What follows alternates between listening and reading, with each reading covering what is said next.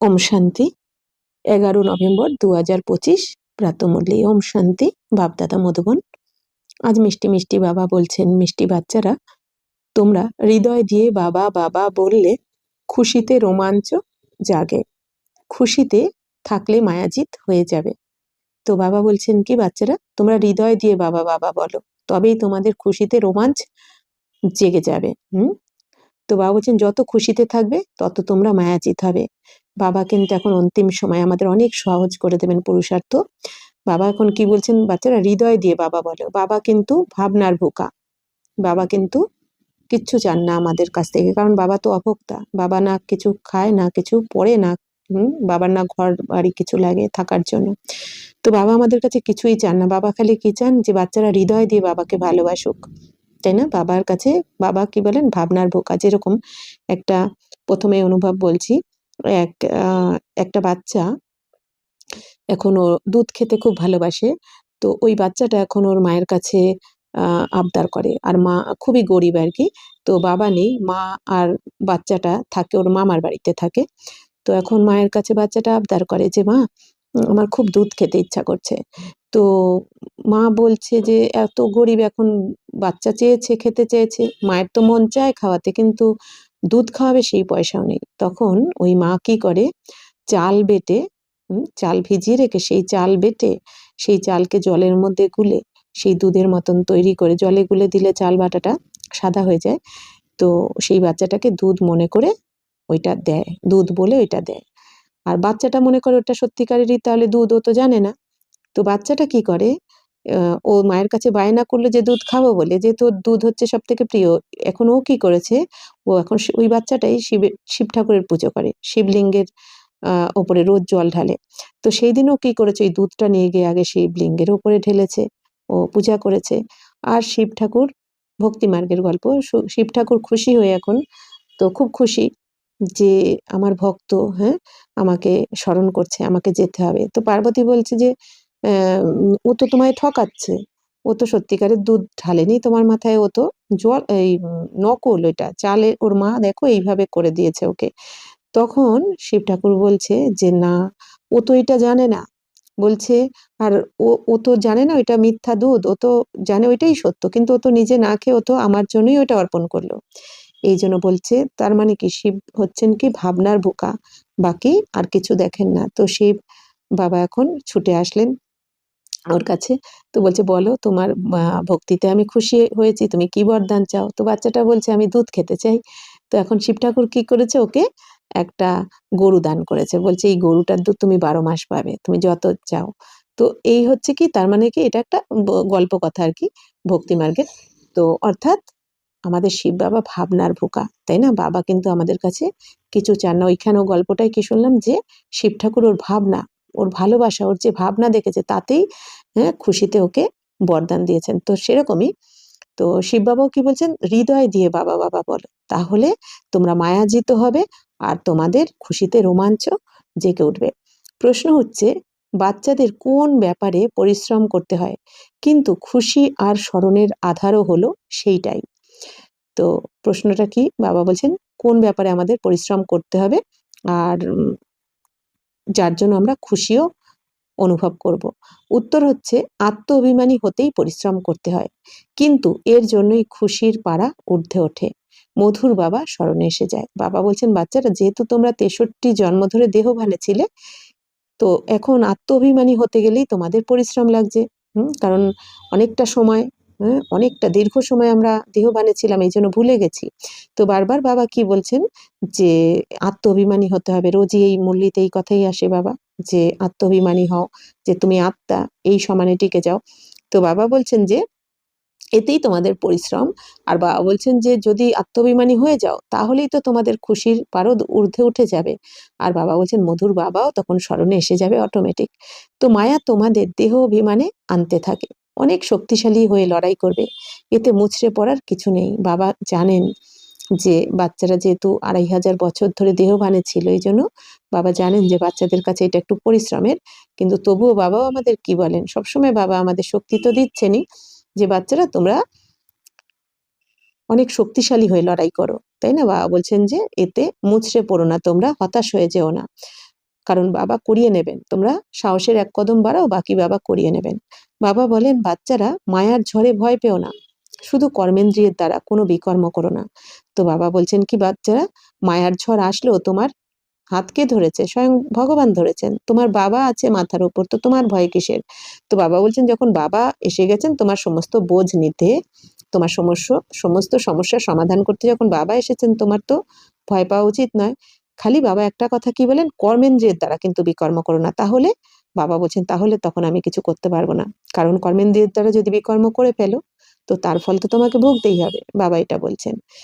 বাকি বাবা বলছেন কি, মায়ের ঝড় আসলে তোমরা ভয় পেও না। ওম শান্তি। আত্মাদের পিতা আত্মারূপী বাচ্চাদের বোঝাচ্ছেন বা শিক্ষা দিচ্ছেন, অধ্যয়ন করাচ্ছেন। বাচ্চারা জানে যে পড়াচ্ছেন যিনি, সেই পিতা হলেন সর্বদাই দেহী অভিমানী। তো আমাদের আত্মাদের পিতা পরমাত্মা আমাদের শিক্ষা দিচ্ছেন বা পড়াচ্ছেন। তো আমরা কি জানি যে আমাদের বাবা সবসময় কিন্তু দেহী অভিমানী থাকেন, বাবার তো শরীর নেই, বাবা সবসময় কিন্তু আত্ম অভিমানীতেই থাকেন। বাবা যেহেতু জন্ম মরণে আসেন না, এই জন্য বাবা দেহবানেও কখনো আসেন না। তিনি হলেনই নিরাকার, দেহ ধারণই করেন না। তো বাবা তো কখনোই দেহ ধারণ করেন না, তো পুনর্জন্মের চক্রে আসেন না বাবা। বাবা মনে করেন, বাচ্চারা তোমাদের আমার সমান নিজেকে আত্মা মনে করতে হবে। তো বাবা কি বলছেন, যে বাচ্চারা তোমাদের এখন আমার সমান, আমি যেমন সবসময় নিজেকে আত্মারূপে স্মরণ করি, মানে বাবা কি বলছেন, যখন যেমন আমি সবসময় দেহী অভিমানী থাকি, তোমাদেরকেও বাবার মতনই দেহী অভিমানী হতে হবে নিরন্তর। তো আমি হলাম পরমপিতা, পরমপিতার দেহ হয় না। তো বাবা কি বলছেন, বাবার তো দেহ হয় না, বাবা তো দেহতে আসেন না, ওনাকে দেহী অভিমানীও বলা হবে না, তিনি তো হলেনই নিরাকার। তো বাবা বলেন, আমার নিজের দেহ নেই, তোমরা তো দেহ ধারণ করে এসেছো। তো বাবা বলছেন, বাবাকে দেহী অভিমানীও বলা হবে না, কারণ বাবার তো দেহই নেই। এই জন্য বাবাকে দেহী অভিমানী হওয়ার অভ্যাস করতে হয় না। কিন্তু আমরা যেহেতু দেহ অভিমানে চলে আসি দাপর থেকে, এই জন্য সঙ্গম যুগে এসে আমাদের আবার আত্ম অভিমানী বা দেহী অভিমানী হওয়ার প্র্যাকটিস করতে হয়, পরিশ্রম করতে হয়। তো বাবা বলছেন, এখন আমার সমান দেহের থেকে পৃথক হয়ে নিজেকে আত্মা মনে করো। তো বাবা বলছেন, এখন আমি যেমন সবসময় আত্মিক স্থিতিতে থাকি, তোমরাও নিজেকে সবসময় আত্মা মনে করো। যদি বিশ্বের মালিক হতে চাও তো আর কোনো ডিফিকাল্ট ব্যাপার থাকবেই না। তো বাবা কি বলছেন, বাচ্চারা বিশ্বের মালিক হতে চাইলে তোমাকে সবসময় আত্মিক স্থিতিতেই থাকতে হবে। তো বাবা বলেন, দেহ অভিমানকে ত্যাগ করে আমার সমান হও। তো সর্বদা বুদ্ধিতে স্মরণ যেন থাকে, আমি হলাম আত্মা, আমাকে বাবা পড়াচ্ছেন। কিন্তু বাবা তো হলেন নিরাকার, আমাদের পড়াবেন কিভাবে? সেই জন্য বাবা এই দেহে এসে পড়াচ্ছেন। তো গোমুখ দেখানো হয় না, তো এখন গোমুখ থেকে তো আর গঙ্গা নির্গত হতে পারে না, মাতাকেও গোমাতা বলা হয়। তোমরা সকলে হলে গাভী, এই ব্রহ্মা গাভী নয়। মুখের দ্বারা জ্ঞান প্রাপ্ত হয়, বাবার তো গাভী নেই যে ষাঁড়ের উপরে আরোহী দেখানো হয়, তারা তো শিব শঙ্কর এক বলে দেয়। তো বাবা কি বলছেন, বাবা বলছেন, বাচ্চারা বাবা যেমন সবসময় আত্মিক স্থিতিতে থাকে, সব সময় তোমাদের বুদ্ধিতে এটাই স্মরণ করো যে আমি আত্মা আর আমাকে বাবা পড়াচ্ছেন, শিব বাবা। যত আত্মিক স্থিতিতে থাকবে তত কিন্তু তোমরা নিশ্চিন্ত হতে পারবে। তাই বাবা কি বলছেন, যে এবার স্মরণ করো যে নিরাকার বাবা আমাদের কিভাবে পড়াবেন। বাবার তো শরীর নেই, তাহলে আমাদের পড়াবেন কি করে? তাহলে বাবারও তো একটা মুখ চাই পড়ানোর জন্য। এই জন্য বাবা ব্রহ্মা বাবার শরীরে প্রবেশ করে পড়ান। এইবার এই দুনিয়াতে আবার কি দেখিয়ে দিয়েছে, গোমুখ। হ্যাঁ, এই নন্দীকে দেখিয়ে দিয়েছে। তো বাবা বলছেন, এখন গোমুখ থেকে তো আর গঙ্গা নির্গত হতে পারে না, তো গরুর মুখ থেকে তো আর জ্ঞান গঙ্গা বেরোবে না। তো গো মানে কি, আত্মা। গো কথার মানে আসলে এখানে আত্মা। আর গোমুখ মানে কি, তাহলে ব্রহ্মা বাবা আত্মা। তো ওই শরীরের মুখ দিয়ে ব্রহ্মা বাবার আত্মার পাশে শিব বাবা প্রবেশ করে বসে, তো ব্রহ্মা বাবার মুখ দিয়েই আমাদের এই জ্ঞান শোনান। তো বাবা বলছেন কি, মাতাকে তো গোমাতা বলা হয়, তো তোমরা তো সকলে হলে গাভী। বাবা বলছেন, ব্রহ্মা তো গাভী নয়, তো মুখের দ্বারা এই জ্ঞান প্রাপ্ত হয়। তো ব্রহ্মা বাবার শরীরে প্রবেশ করে ব্রহ্মা বাবার মুখ দ্বারাই বাবা আমাদের জ্ঞান শোনাচ্ছেন। বাকি কোনো ষাঁড়ের ওপরে বাবাকে এই যে দুনিয়া দেখিয়ে দেয়, ষাঁড়ের ওপরে আরোহী। তো বাবা বলছেন কি, শিব বাবা তো সেকেন্ডের মধ্যে আসা যাওয়া করেন, বাবা সেকেন্ডে প্রবেশ করেন ব্রহ্মার শরীরে বসে জ্ঞান শুনিয়ে, সেকেন্ডে আবার পরমধামে চলে যান। তো বাবার তো আর ষাঁড়ের উপরে বসে আসার দরকার পড়বে না? তো এই দুনিয়া শিব আর শঙ্করকে কি একই বলে দেয়? বাবা বলছেন না, শিব আলাদা, শঙ্কর আলাদা। বাচ্চারা তোমরা এখন বুঝতে পারো যে শিব শঙ্কর তো এক নয়। শিব তো হলেন উচ্চতমের চেয়ে উচ্চ, তারপর ব্রহ্মা বিষ্ণু শঙ্কর। ব্রহ্মা হলেন সূক্ষ্মবতনবাসী। বাচ্চারা তোমাদের বিচার সাগর মন্থন করে পয়েন্টস বের করে বোঝাতে হয়, আর নির্ভয়ও হতে হয়। আচ্ছা, তো বাবা কি বলছেন? এই দুনিয়া শিব শঙ্করকে এক বানিয়ে দিয়েছে, তাই না? তো বাবা বলছেন শঙ্কর আলাদা, শিব আলাদা, তাই না? শিব হচ্ছেন কি? নিরাকারী, শঙ্কর তো দেহধারী। শিব হচ্ছেন কল্যাণকারী, শঙ্কর বিনাশকারী। শিব পরমধাম নিবাসী, শঙ্কর সূক্ষ্মবতন নিবাসী। তো বাবা বলছেন কি, আবার এই দুনিয়াতে ব্রাহ্মণরাও কি বলে পুজো করার সময়? ব্রহ্মা দেবতায় নমঃ, বিষ্ণু দেবতায় নমঃ, শঙ্কর দেবতায় নমঃ। আর শিবের ক্ষেত্রে কি বলা হয়? শিব পরমাত্মায় নমঃ, তাই না? তাহলে কি বোঝা গেল? শঙ্কর দেবতা আর শিব পরমাত্মা। তো বাবা বলছেন, তো তোমরা এখন বুঝেছো, তোমাদেরও সবাইকে বুঝিয়ে বলতে হবে যে শিব শঙ্কর আলাদা। তো শিব বাবা হচ্ছেন আমাদের মুক্তি জীবন, মুক্তিদাতা, তাই না? আর ব্রহ্মা তো এই শঙ্কর হচ্ছেন বিনাশকারী দেবতা। তো ব্রহ্মা হলেন সূক্ষ্মবতনবাসী। বাচ্চারা তোমাদের বিচার সাগর মন্থন করে বোঝাতে হয়। তো বাচ্চারা তোমাদেরই খুশি থাকে, তোমরা বলবে আমরা হলাম ঈশ্বরের স্টুডেন্ট, আমাদের বাবা পড়ান। তো আমরা আত্মারাই স্টুডেন্ট, পড়াশোনা করছি, আর পড়াচ্ছেন কে? আমাদের আত্মার পিতা পরমাত্মা। ভগবানও আছে। হে বাচ্চারা, আমি তোমাদের রাজারও রাজা করে তোলার জন্য পড়াই। তো বাবা কি বলছেন? যে বাবা আমাদের পড়াচ্ছেন, আর রাজার রাজা মানে দেবী দেবতা করে তোলার জন্যই বাবা আমাদের পড়াচ্ছেন। তো রাজার রাজা কেন বলা হয়? মানে দাপরের ভিখারি রাজারা এই দেবী দেবতাদেরকে পুজো করবে। এই জন্য বাবা বলছেন কি, তোমাদেরকে আমি রাজার রাজা মানে দেবী দেবতা করে তোলার জন্যই পড়াচ্ছি। যেখানেই যাও না কেন, সেন্টারে যাও, বুদ্ধিতে থাকে যে বাবা আমাদের পড়াচ্ছেন। যা এখন আমরা সেন্টারে শুনি, বাবা মুরলি চালান, বাবা বাবা বলতে থাকো, এটাও হলো তোমাদের যাত্রা। যোগ শব্দ শোভনীয় নয়। তো বাবা কি বলছেন? বাচ্চারা যোগ শব্দটা শোভনীয় নয়, কারণ যোগ শব্দটা তোমরা অনেক কঠিন মনে করো।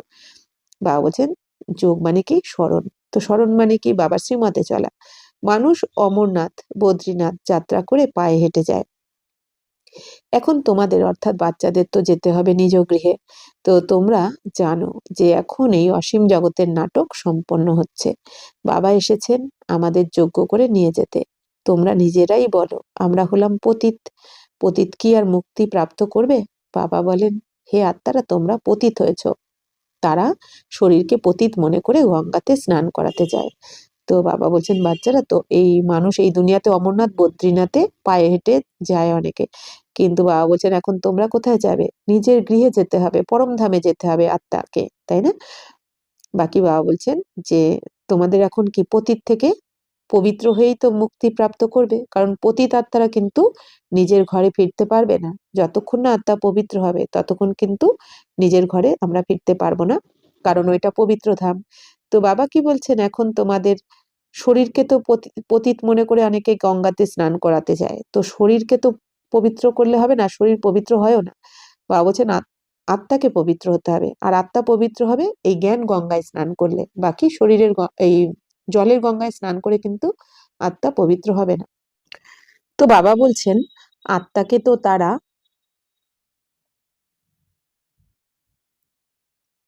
নির্লিপ্ত মনে করে নেয়, তাই না? এই দুনিয়ায় বাবা বলছেন কি, এই দুনিয়াতে কি মনে করা হয়? আত্মা নির্লিপ্ত মানে আত্মার গায়ে লেপ ছেপ লাগে না, পাপের দাগ লাগে না। বাবা বোঝান মূল ব্যাপার হলোই আত্মার। আর বাবা কি বলেন? আত্মার গায়েই তো পাপের দাগ লাগে, এই জন্য আত্মাকে জ্ঞান গঙ্গায় স্নান করাতে হয়। আর আত্মা পবিত্র হলে তখন আমরা শরীরও পবিত্র পাই, পবিত্র মানে নতুন দুনিয়াতে। তো বলা হয় পাপ আত্মা পুণ্য আত্মা। তো বাবা বলছেন আত্মার জন্যই তো বলা হয় পাপ আত্মা, পুণ্য আত্মা, ধর্মাত্মা, মহাত্মা। তো বাবা বলছেন যে এই শব্দ পাপ শরীর পুণ্য শরীর তো কেউ বলে না, তার মানে কি আত্মার গায়ে কিন্তু আমাদের পাপ পুণ্যের পাপের দাগ লাগে। তো এই শব্দ ভালো করে মনে করো, বুঝতে পারা আর বোঝানো তোমাদেরই বক্তৃতা ইত্যাদি করতে হবে।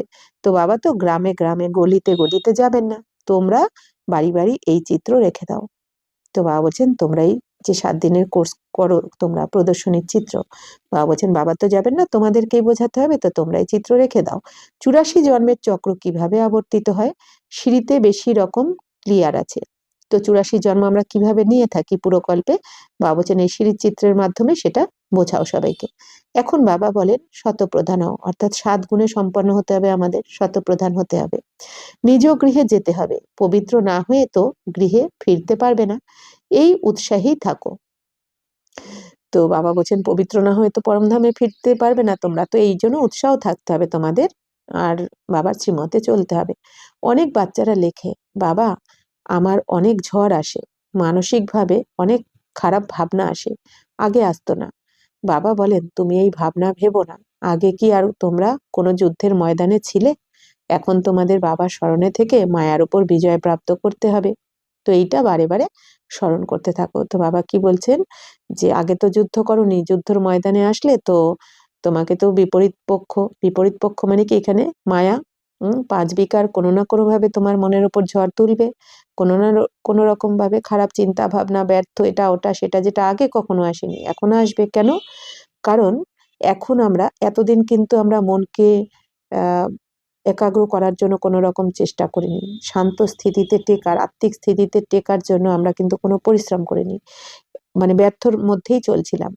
আর এখন যখন আমরা আত্মাকে এখন আত্মিক স্থিতিতে থাকার জন্য আমরা পরিশ্রম করছি, মনকে একাগ্র করার চেষ্টা করছি, পরমধামে বাবার সাথে থাকার চেষ্টা করছি, তখনই কি হচ্ছে, মনকে যত শান্ত অবস্থায় টেকানোর চেষ্টা করছি তখনই কিন্তু ব্যর্থ, নেগেটিভ আরো বেশি পরিমাণে আসতে থাকে প্রথম প্রথম।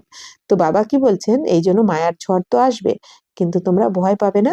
বাবা বলছেন তোমরা আত্মা মনে করে বাবাকে স্মরণ করতে থাকো, তাহলেই তোমরা বিজয় প্রাপ্ত করবে। তো বাবা বলছেন গিট গিট বেঁধে নাও, অর্থাৎ মনে রাখার জন্য আঁচলে গিট বাঁধা। তো যেমন মাতারা গিট বেঁধে নেয়, পুরুষরা আবার নোটবুকে লেখে। বাবা বলছেন মাতারা যেমন কোনো কথা ভুলে না যায়, গিট বেঁধে রাখে না শাড়ির আঁচলে, যে গিট বেঁধে রাখে যাতে ওই কথাটা উম, মানে মনে থাকে, তেমনি বাবা বলছেন তোমরাও গিট বেঁধে নাও। তাহলে অর্থাৎ কি, গিট দেখে মনে পড়বে যে আমাকে তো আত্মা মনে করে বাবাকে স্মরণ করতে হবে। তাহলে তো বাবা বলছেন তোমাদের তো এই ব্যাজ ভালো চিহ্ন, আমরা প্রিন্স হব, এটা হলোই বেগার টু প্রিন্স হওয়ার গডলি ইউনিভার্সিটি। বাবা বলছেন তোমাদের যে এই ব্যাজ, বাবা বলছেন ব্যাজটাও ভালো চিহ্ন মনে রাখার জন্য, এই জন্য বাবা কি বলেন ব্যাজ পড়ে থাকতে। তো বাবা বলছেন যে আমরা তো প্রিন্স হব, অর্থাৎ আমরা রাজকুমার হতে যাচ্ছি এখন, আর এটা হলো বেগার টু প্রিন্স হওয়ার গডলি ইউনিভার্সিটি, আমরা যে ঈশ্বরীয় বিশ্ববিদ্যালয়ে পড়ছি এখানে আমরা বেগার থেকে প্রিন্স হওয়ার জন্য, তাই না, আমরা এখন রাজকুমারী হওয়ার জন্য বা রাজা রানী হওয়ার জন্য পড়াশোনা করছি। তোমরা তো প্রিন্স ছিলে, তাই না, শ্রীকৃষ্ণ ওয়ার্ল্ডের প্রিন্স ছিলেন, শ্রীকৃষ্ণ কি বিশ্বের রাজকুমার। যেমন ওয়ার্ল্ডেরও প্রিন্স অফ ওয়েলস বলা হয়, সে হলো পার্থিব জগতের কথা। রাধাকৃষ্ণ তো হলো খুবই নামি দামি, স্বর্গের প্রিন্স প্রিন্সেস ছিলেন, তাই না, মানে রাধাকৃষ্ণ, সেই জন্য সকলে তাদের ভালোবাসতো। শ্রীকৃষ্ণকে তো খুবই খুবই ভালোবাসে, করলে তো দুইজনকেই করা উচিত, প্রথমে তো রাধাকে করা উচিত, কিন্তু বাচ্চার প্রতি ভালোবাসা বেশি থাকে, কারণ সে উত্তরাধিকারী হয়। স্ত্রীরও স্বামীর ওপর ভালোবাসা থাকে। তো বাবা বলছেন দুজনকেই তো সমান ভালোবাসা উচিত, কিন্তু কৃষ্ণের ওপরেই বেশি বাবা বলছেন ভালোবাসা থাকে। তো স্ত্রীরও স্বামীর ওপর ভালোবাসা থাকে, স্বামীর জন্যই বলা হয় এ হলো তোমার গুরু ঈশ্বর, স্ত্রীর জন্য এইরকম বলবে না। সত্য যুগে তো মাতাদের মহিমা থাকে। তো বাবা বলছেন স্বামীকে তো ঈশ্বর বা গুরু বলা হয়, তাই না, তো স্ত্রীকে তো এরকম বলবে না, ঈশ্বর বা গুরু তো বলবে না। তো সত্য যুগে বাবা বলছেন কি মাতাদের মহিমা থাকে, প্রথমে লক্ষ্মী তারপর নারায়ণ, তাই না, রাধা কৃষ্ণ লক্ষ্মী নারায়ণ। বাবা বলছেন অম্বার কত রিগার্ড রাখে, ব্রহ্মার হলো কন্যা, ব্রহ্মার এত কিছু নেই, ব্রহ্মার মন্দির আজমিরে আছে। তো ব্রহ্মার মন্দির বাবা বলছেন কি তো বেশি দেখা যায় না, আজমিরে রয়েছে। তো যেখানে মেলা ইত্যাদি বসে, অম্বার মন্দিরেও মেলা বসে। বাস্তবে এইসব মেলা হয় ময়লা করার জন্য, তাই না, এই দুনিয়াতে যে মেলাগুলো হয় বাবা বলছেন কি ময়লা করার জন্য। হ্যাঁ, এত ভিড় ভাট্টা, নানা রকম দোকান, তো ময়লা করার জন্য। তোমাদের এই মেলা হলো স্বচ্ছ হওয়ার, আর তোমাদের এই মেলা মানে মিলন, মেলা অর্থাৎ মিলন থেকে মেলা কথাটা এসেছে। বাবা বলছেন এই যে এখন তোমাদের যে মেলা হচ্ছে, মানে এই যে আত্মার সাথে পরমাত্মার মিলন মেলা, বাবা বলছেন কি তো এখানে তো স্বচ্ছ হওয়ার জন্য তোমাদের এই মেলা লেগেছে। তো স্বচ্ছ হওয়ার জন্য তোমাদের স্বচ্ছ বাবাকে স্মরণ করতে হবে। জল দিয়ে কোনো পাপ নাশ হয় না। গীতাতে ভগবানুবাচ হলো মনমনা ভাব। বা বলছেন ওই জলের গঙ্গায় স্নান করে কিন্তু পবিত্র হওয়া যায় না, পাপ নাশ হয় না, তাহলে তো সবাই গঙ্গাতে স্নান করে, তাহলে তো পবিত্র হয়ে যাওয়ার কথা ছিল। বাবা বলছেন গঙ্গায় স্নান করে আসার পরেও তো ঘরে এসে যে কে সেই। তো বাবা বলছেন যে না, এই আত্মাকে পবিত্র বানাতে হবে, এর জন্য বাবার কাছে রাজযোগের জ্ঞান নিতে হবে, পড়াশোনা করতে হবে, আত্মা মনে করে বাবাকে স্মরণ করতে হবে। তো বাবা বলছেন গীতাতেও লেখা রয়েছে কি, মন মনা ভব, মানে আত্মা মনে করে বাবাকে স্মরণ করো, ভগবানকে। আদি আর অন্তে এই শব্দ আছে, তো গীতাতেও বাবা বলছেন কি, প্রথম পাঠও কি মন মনা ভাব, আর অন্তিম পাঠও তাই।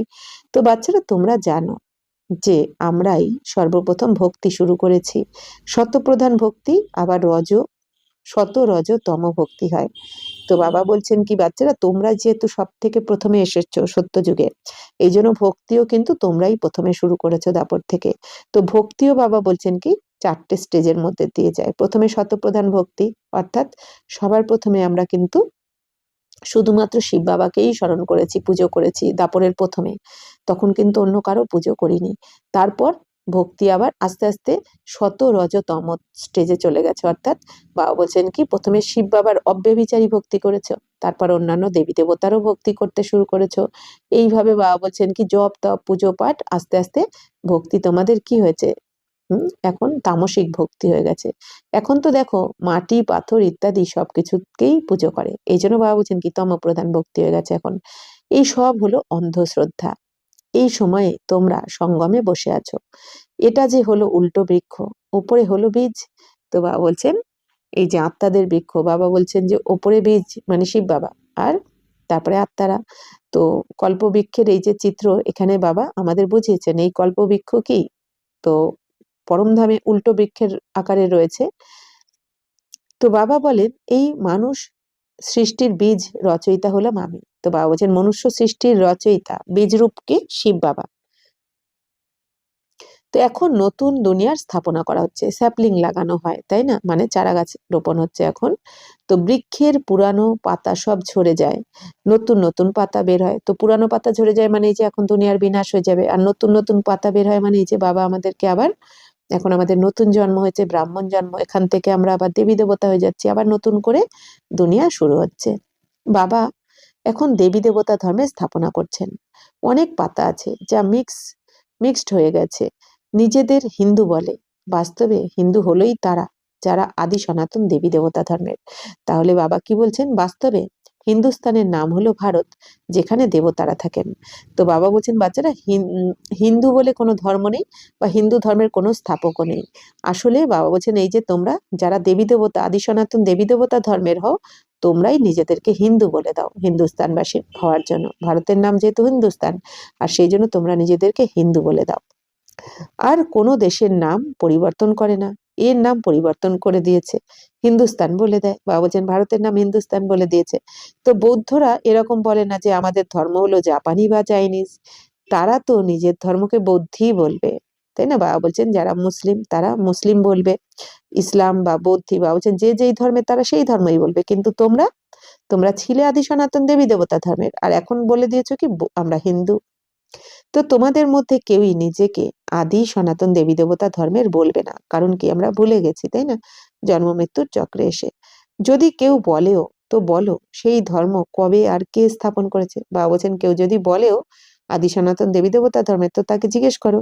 বাবা বলছেন সে তো বিকে না হলে কেউ জানতেই পারবে না, এই জ্ঞান কিছুই বলতে পারবে না। কল্পের আয়ু লম্বা চওড়া করে দিয়েছে, একে বলা হয় অজ্ঞানতার অন্ধকার। বাবা বলছেন এই দুনিয়া কল্পের আয়ু কি লাখ লাখ বছর করে দিয়েছে তাই না। তো এক তো নিজের ধর্মকে জানা নেই, দ্বিতীয়ত লক্ষ্মীনারায়ণের রাজ্যকে বড় দূরে নিয়ে গেছে, সেই জন্য ঘোর অন্ধকার বলা হয়। তো বাবা বলছেন এই দুনিয়া কেন ঘোর অন্ধকারে রয়েছে, তো তারা নিজের ধর্মকেও জানে না, যে কোন ধর্মের আমি ছিলাম। তার মধ্যে আবার বাবা বলছেন কি লক্ষ্মীনারায়ণের রাজ্যকেও অনেক দূরে নিয়ে গেছে, মানে লাখ লাখ বছর আগে ছিল, এই কথা বলে দিয়েছে। তো জ্ঞান আর অজ্ঞানে কত পার্থক্য, জ্ঞান সাগর হলেনই একমাত্র শিব বাবা, ওনার থেকে নেওয়া যেন একটা ঘটি দিয়ে রাখে। তো শুধুমাত্র কাউকে শোনাও যে শিব বাবাকে স্মরণ করলে বিকর্ম বিনাশ হবে, এটা যেন এক আজলা জল হলো। বাবা বলছেন বাচ্চারা শিব বাবা তো জ্ঞানের সাগর তাই না। তো এই জ্ঞান বাবা বলছেন কি, বাবার যে রোজ আমাদের জ্ঞান শোনাচ্ছেন, তো এই সদ্গুরুর জ্ঞানকে আমরা যদি সমগ্র সমুদ্রকে কালি বানাই, সমগ্র জঙ্গলকে কলম বানাই, আর সমগ্র পৃথিবীকে কাগজ বানাই, তাহলেও লিখে কিন্তু এই জ্ঞান শেষ করা যাবে না। অথচ আমরা যদি বাবা বলছেন শুধুমাত্র কাউকে যদি এইটুখানিও বলো যে শিব বাবাকে স্মরণ করলেই বিকর্ম বিনাশ হবে, তাহলে এটা তো হলো এক আঁজলা, মানে এক ফোঁটা জল আর কি, হ্যাঁ, এক বিন্দু। তো বাবা বলছেন কেউ তো গঙ্গায় স্নান করে, কেউ ঘড়া ভরে নিয়ে যায়, কেউ ছোট ছোট ঘটি নিয়ে যায়, রোজ এক এক ফোঁটা কলসিতে ঢেলে জ্ঞান জল মনে করে পান করে। হ্যাঁ, তো বাবা বলছেন এই দুনিয়া এত ঘোর অন্ধকারে রয়েছে, গঙ্গার জলই বাবা বলছেন যে কলসিতে ঢেলে তারপরে জ্ঞান জল মনে করে পান করে, কিন্তু আসলে জানেন ওইটা জ্ঞান জল কি করে, ওর দ্বারা কি পরিবর্তন হয় কোনোদিন? তো বিলেতেও বৈষ্ণব জনেরা গঙ্গা জলের ঘড়া নিয়ে যায়, আবার চাইতে থাকে। তো এখন এই সমস্ত জলই তো পাহাড় থেকে আসে। বাবা বলছেন এই বিলেতেও কি হয়, এই বৈষ্ণব জনেরা এই গঙ্গা জলের ঘড়া নিয়ে যায়, আবার এই জল বাইরে নিয়ে গিয়ে বিক্রিও করা হয়, ব্যবসাও চলতে থাকে। কিন্তু বাবা বলছেন এই জল তো পাহাড় থেকে আসে, গঙ্গা জল, উপর থেকেও জল পড়তে থাকে। আজকাল দেখো বাড়ি বাড়িও কেমন 100 তলা পর্যন্ত তৈরি করে। তো সত্যযুগে এই রকম হয় না, সেখানে তো তোমরা এত জমি পেতে থাকবে যে বলার নয়, এখানে থাকার জন্য জমি নেই, তাই এত তোলা বাড়ি তৈরি করে। তো বাবা আমাদের এই দুনিয়ার রহস্য কি বলছেন, যে বাচ্চারা সত্যযুগে তো তোমাদের 1 তলা বাড়ি থাকবে, কারণ ওখানে তো অঢেল জায়গা জমি, বাবা বলছেন লাগবেও না তোমাদের। আর এখানে তো লোক বেশি জায়গা কম, এই জন্য বাবা বলছেন অনেক বড় বড় জমি বাড়ি বানাতে থাকে, বড় বড় বিল্ডিং ফ্ল্যাট, তাই না, 10 তলা 20 তলা। বাবা বলছেন কি কেন, জনসংখ্যা বেশি, তো সেখানে চাল ডাল ইত্যাদিও প্রচুর পরিমাণে হয়। যেমন আমেরিকাতে বেশি শস্য ফলন হলে জ্বালিয়ে দেওয়া হয়, এটা তো হলো মৃত্যুলোক। তো বাবা বলছেন যে ওখানে তোমাদের কোনো কিছুর অভাব থাকবে না সত্যযুগে, আর এখানে তো সবার অভাবই চলতে থাকে। তো এটা তো মৃত্যুলোক, ওটা হলো অমরলোক।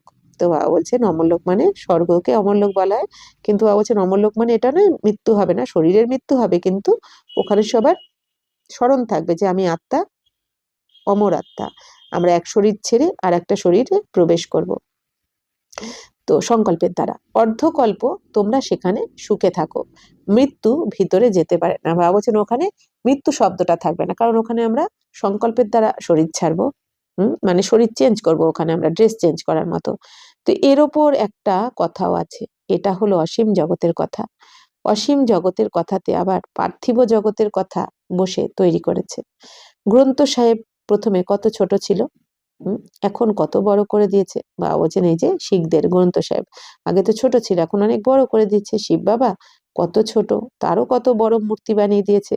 বুদ্ধের ছবি, পাণ্ডবদের ছবি কত বড় বড় লম্বা করে দিয়েছে। বাবা বলছেন এরকম তো এত লম্বা তো হয় না কেউ, তো এটা বাবা বলছেন এই ভক্তি মার্গে এরকম করে দিয়েছে, নিজের মন মত, তো এরকম তো কেউ হয় না। বাচ্চারা তোমাদের, তোমরা এই এম অবজেক্টের চিত্র বাড়ি বাড়ি দেওয়া উচিত। তো বলছেন তোমাদের এম অবজেক্ট কি, মানুষ থেকে দেবী দেবতা হবো, লক্ষ্মীনারায়ণ হতে যাচ্ছি। তো বলছেন এই চিত্র দেওয়া উচিত বাড়িতে বাড়িতে। আমরা পড়াশোনা করে এই রকম তৈরি হচ্ছি, মানে বাবার কাছে পড়াশোনা করে আমরা নারী থেকে লক্ষ্মী, নর থেকে নারায়ণ হচ্ছি। এরপর কি আর কাঁদা উচিত? তো বাবা বলছেন স্বয়ং ভগবান এসেছে, তোমার বাবা এসে তোমাকে কত উঁচুর থেকে উঁচু বানিয়ে দিচ্ছেন, কত উঁচু পদ প্রাপ্ত করাচ্ছেন, তাহলে এরপর তো কাঁদা উচিত নয়। যে কাঁদে সে পরাজিত হয়, দেহ অভিমানে এসে যায়। বাচ্চারা তোমাদের আত্ম অভিমানী হতে হবে, এতেই পরিশ্রম করতে হয়। আত্ম অভিমানী হলেই খুশির পারদ ওঠে। বাবা বলছেন যত আত্ম অভিমানী হবে তত তোমরা খুশিতে থাকবে। মধুর বাবাকে স্মরণে আসে, বাবার থেকে আমরা স্বর্গের উত্তরাধিকার প্রাপ্ত করি। বাবা আমাদের এই ভাগ্যশালী রথে এসে পড়ান, মানে ভাগ্যশালী রথ মানে ব্রহ্মা বাবার শরীরকে বলা হচ্ছে। তো রাত দিন বাবা বাবা স্মরণ করতে থাকো, অর্ধকল্পের জন্য তোমরা হলে প্রেয়সী, তো বাবার প্রিয়তমা তোমরা। বাবা বলছেন ভক্ত ভগবানকে স্মরণ করে, অনেক ভক্ত আছে, জ্ঞান মার্গে সকলে এক বাবাকেই স্মরণ করে। তো বাবা বলছেন যে এই দুনিয়াতে ভক্তরা ভগবানকে স্মরণ করছে, আর জ্ঞান মার্গে বাচ্চারা বাবাকে স্মরণ করছে। তিনি হলেন সকলের পিতা, তো বাবাই হচ্ছেন সমস্ত আত্মাদের পিতা। জ্ঞান সাগর বাবা আমাদের পড়াচ্ছেন। বাচ্চারা তোমাদের তো রোমাঞ্চিত হওয়া উচিত। তো বাবা বলছেন যাকে পুরো দুনিয়া খুঁজছে সেই বাবা এসে তোমাদেরকে পড়িয়ে কি থেকে কি বানিয়ে দিচ্ছেন, মানুষ থেকে দেবী দেবতা বানিয়ে দিচ্ছেন, পতিত থেকে পবিত্র বানাচ্ছেন। তো তোমাদের কত খুশিতে থাকা উচিত, বাবা বলছেন।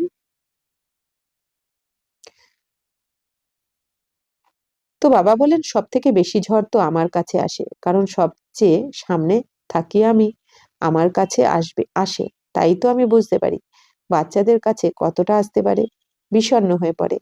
অনেক প্রকারের ঝড় আসে, যেসব অজ্ঞান কালেও কখনো আসেনি, সেই সবও আসে। তো বাবা বলছেন কি বাচ্চারা, ঝড় তো বাবার সামনেও আসে, তো বাবা বলছেন বাচ্চাদের কাছেও অনেক ঝড় আসে, যে ঝড় অজ্ঞানকালে যখন তোমরা জ্ঞানে আসোনি তখনও এত ঝড় আসেনি, কিন্তু এখন আসছে কেন? বাবা বলছেন যুদ্ধক্ষেত্রে রয়েছো, তো যুদ্ধক্ষেত্রে তো বাবা বলছেন মায়ের সাথে যুদ্ধ হবেই, তবেই তো বিজয় প্রাপ্ত করবে।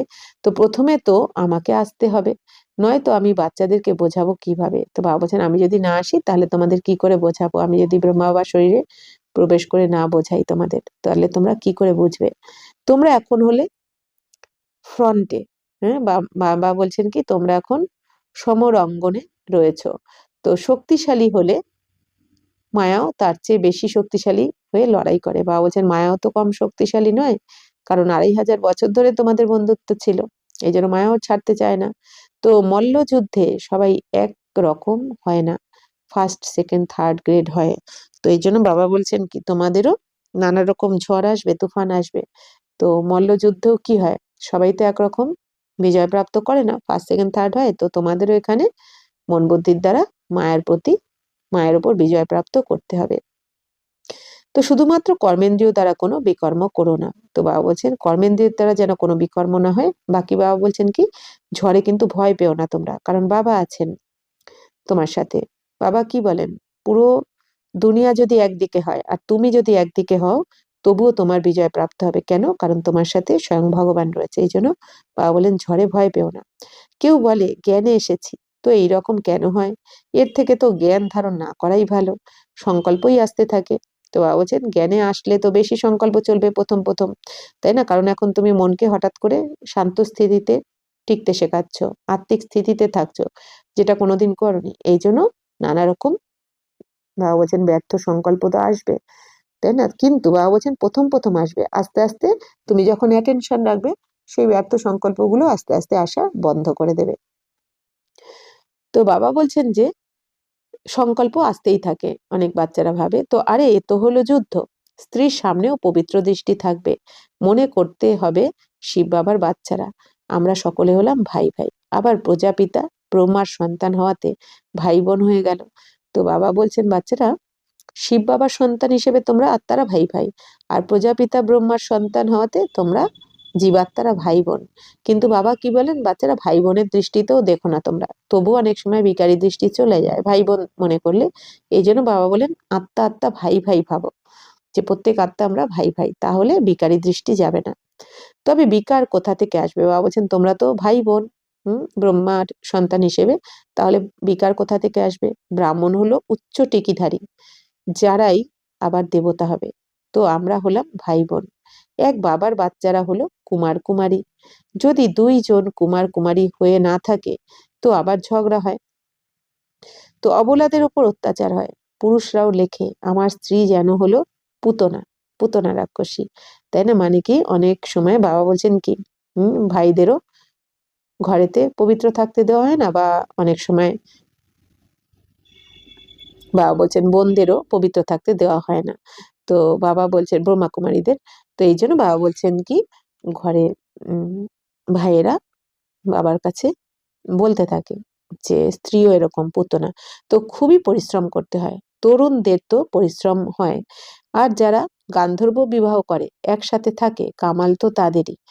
তো বাবা বলছেন অনেক সময় গান্ধর্ব বিবাহ করে কি একসাথে থাকে কিন্তু পবিত্র থাকে তারা, তো কামাল তো তাদেরই, তাদের অনেক উচ্চ পদ প্রাপ্তি হতে পারে। মানে বাবা বলছেন গান্ধর্ব বিবাহ করেও, বিধির দ্বারা বিবাহ করেও বাবা বলছেন একসাথে থেকেও যারা পবিত্র থাকে তারা উঁচু পদ প্রাপ্ত করবে। কিন্তু যখন এরকম অবস্থা ধারণ করবে, জ্ঞানের তীক্ষ্ণতা বাড়বে, কিন্তু বাবা বলছেন তখনই উচ্চ অবস্থা প্রাপ্ত করবে যদি পবিত্র থাকে। আর বাবা বলছেন যে জ্ঞানকেও ধারণ করতে হবে। তবে अच्छा, मीठे मीठे सिकिलदे बच्चों प्रति मात पिता बाप दादा का याद प्यार और गुड मॉर्निंग। रूहानी बाप की रूहानी बच्चों को नमस्ते। हम रूहानी बच्चों की रूहानी बाप दादा को पदम गुना नमस्ते नमस्ते नमस्ते। থ্যাংক ইউ বাবা, শুক্রিয়া। ধারণার জন্য মুখ্য সার। 1 নম্বর, মায়ার ঝড়কে ভয় পেও না। বা বিভ্রান্ত হও না, শুধুমাত্র মনোযোগী হতে হবে, কর্মেন্দ্রিয় দ্বারা কোনো বিকর্ম যেন না হয়। জ্ঞান সাগর বাবা আমাদের পড়াচ্ছেন, এই খুশিতে থাকতে হবে। 2 হলো শতপ্রধান হওয়ার জন্য আত্ম অভিমানী হওয়ার পরিশ্রম করতে হবে, জ্ঞানের বিচার সাগর মন্থন করতে হবে, স্মরণের যাত্রাতে থাকতে হবে। তো বাবা বলছেন শতপ্রধান হতে গেলে বারবার আত্মিক স্থিতিতে টিকে যাও, আমি দেহ নই, আমি আত্মা, এই শরীর আমার কর্মেন্দ্রিয়, শরীরের দ্বারা আমি কর্ম করাচ্ছি, আমি আত্মা করামনহার, এই শরীরকে দিয়ে কর্ম করাচ্ছি। তো বাবা বলছেন পরিশ্রম করতে হবে আর জ্ঞানের বিচার সাগর মন্থন করো। বাবা যে রোজ মুরলি শোনাচ্ছেন সেখান থেকে কিছু পয়েন্ট, ইম্পর্টেন্ট পয়েন্ট বেছে নিয়ে তার উপর মনন চিন্তন করতে থাকো আর স্মরণের যাত্রাতে থাকতে হবে যে আমি কে ছিলাম, আমি কোথা থেকে এসেছি, 84 জন্মের চক্রকে ভাবো। বাবা বলছেন বাবার শ্রীমতে চলতে থাকো, স্মরণের যাত্রা মানে বাবার শ্রীমতে চলতে হবে নিরন্তর। বরদান, শুভ চিন্তনের দ্বারা জ্ঞান সাগরে সমাহিত হয়ে অতীন্দ্রিয় সুখের অনুভবী ভব। যেরকম সাগরের অন্দরে থাকা জীব জন্তু সাগরেই সমাহিত থাকে, বাইরে বেরিয়ে আসতে চায় না, মাছও জলের মধ্যেই থাকে, সাগর বা জলই হলো তার সংসার। তো বাবা বলছেন সাগরের মধ্যে যে জীবজন্তু থাকে, বাবা বলছেন তারা কিন্তু বাইরে বেরিয়ে আসতে চায় না, তারা জলের মধ্যেই থাকে, কারণ কি মাছের সংসারই হচ্ছে ওই জল, সাগরের জল। তো এইরকম তোমরা বাচ্চারাও শুভ চিন্তনের দ্বারা জ্ঞান সাগর বাবার মধ্যে সদা সমাহিত থাকো। যতক্ষণ সাগরে সমাহিত থাকার অনুভব না করবে ততক্ষণ অতীন্দ্রিয় সুখের দোলনায় দোল খাওয়ার, সদা হাসি খুশিতে থাকার অনুভব করতে পারবে না। তো বাবা বলছেন মাছের কাছে যেমন ওই জলের সাগরই সংসার, তেমনি বাবাও কি বলছেন, তো বাচ্চাদেরও সংসার কি এক বাবা। তো এই জন্য বাবা বলছেন যে তোমরাও শুভ চিন্তনের দ্বারা, পজিটিভ চিন্তার দ্বারা জ্ঞান সাগর বাবার মধ্যে সমাহিত হয়ে থাকো, ডুবে থাকো বাবার ভালোবাসায়, ভালোবাসায়, পরমাত্ম প্রেমে বাবা বলছেন তোমরা সমাহিত থাকো, বাবাই এক সংসার, তাই না? এটা মনে করো। বাবা বলছেন কি যতক্ষণ তোমরা এই সাগরে সমাহিত থাকার অনুভব যতক্ষণ না করবে, মানে জ্ঞান সাগরে, বাবার তুমি আর বাবা, বাবা বলছেন কি তুমি আর বাবা এক, বাবা আর আমি, দ্বিতীয় কেউ নয়। তো বাবা বলছেন যতই জ্ঞান সাগরে অর্থাৎ পরমাত্ম প্রেমে তুমি সমাহিত থাকার যত অনুভব করবে তখনই তুমি অতীন্দ্রিয় সুখের অনুভব করবে, না হলে করতে পারবে না। হাসি খুশিতে থাকার অনুভব, অতীন্দ্রিয় সুখের অনুভব করতে পারবে না যতক্ষণ না তুমি বাবা বলছেন এই জ্ঞানের সাগরে সমাহিত থাকার অনুভব করবে। এর জন্য নিজেকে একান্তবাসী বানাও, অর্থাৎ সকল আকর্ষণের ভাইব্রেশন থেকে অন্তর্মুখী হও। বাবা বলছেন একান্তবাসী মানে কি, এক আমি আর বাবা। তো বাবা বলছেন নিজেকে একান্তবাসী বানাও, অর্থাৎ কি কোনো আকর্ষণ যেন আমাকে আকর্ষণ না করে, এই দুনিয়ার কোনো ব্যক্তি বস্তু কিচ্ছু যেন আকর্ষণ না করে, কারণ এখন এই দুনিয়ার সবকিছু, সব আধার ভেঙে পড়বে, কিচ্ছু থাকবে না। এই জন্য বাবা বলছেন এই আকর্ষণ থেকে মুক্ত হয়ে এক বাবা সাথে একান্তবাসী হও। তো বাবা বলছেন যে সমস্ত ধরনের আকর্ষণের ভাইব্রেশন থেকে অন্তর্মুখী হয়ে যাও। বাবা বলছেন এই দুনিয়ার কোনো আকর্ষণ যেন তোমাকে আকর্ষিত না করতে পারে, অন্তর্মুখী একদম গুহাতে ঢুকে যাও, মানে কি আত্মার সিটে সেট হয়ে যাও। স্লোগান, নিজের চেহারাকে এমন চলায়মান মিউজিয়াম বানাও যার মধ্যে বাবা বিন্দু দেখা যাবে। বাবা বলছেন বাচ্চারা তোমার চেহারাকে মিউজিয়াম, চালায়মান মিউজিয়াম বানিয়ে দাও, যাতে যেখানে বাবা বিন্দুকে দেখা যায়, অর্থাৎ বাবার শ্রীমতে তুমি নিজেই একটা যোগ্য, এক সেবার মতন হয়ে যাও, যেন আমাকে দেখে সবাই, আমাদের চাল চলন চেহারা সবকিছু দেখে যেন সবাই অনুপ্রাণিত হয় যে এরা কাউকে পেয়েছে, এরা কাউকে পেয়েছে, তাই না? এদের মধ্যে যেন বাবাকেই দেখা যায়, পরমাত্মাকে দেখা যায়। মানে কি আমরা যদি সব সময় পরমাত্মা প্রেমে ডুবে থাকি, এক বাবা আর আমি, মন বুদ্ধির দ্বারা, তো আমাদের মধ্যে থেকে কি বাবাও প্রত্যক্ষ হয়ে যাবে, তো সবাই বাবা বিন্দুকে দেখতে পাবে। ওম শান্তি।